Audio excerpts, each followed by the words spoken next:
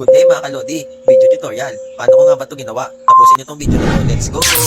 Open ko na video mga kalodi. Punta tayo dito sa... Yan. Punta tayo sa pag-aangat yung kamay.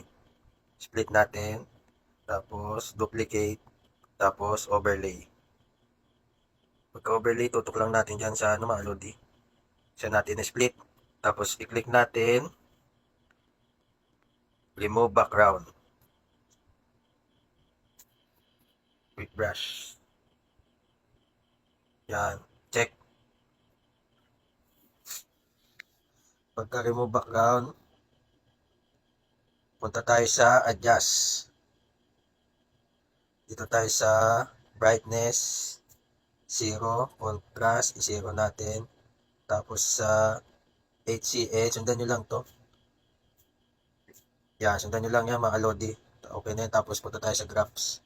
Sa graphs, itodo natin sa baba. Yan, may itim na siya. Okay na yan. Tapos punta tayo sa effects. Body effects. Dito tayo sa lightning eye. Yan kung anong gusto nyo kulay, mga lodi, kayong bahala. Tulad yan. Pag okay na, i-check nyo na yan.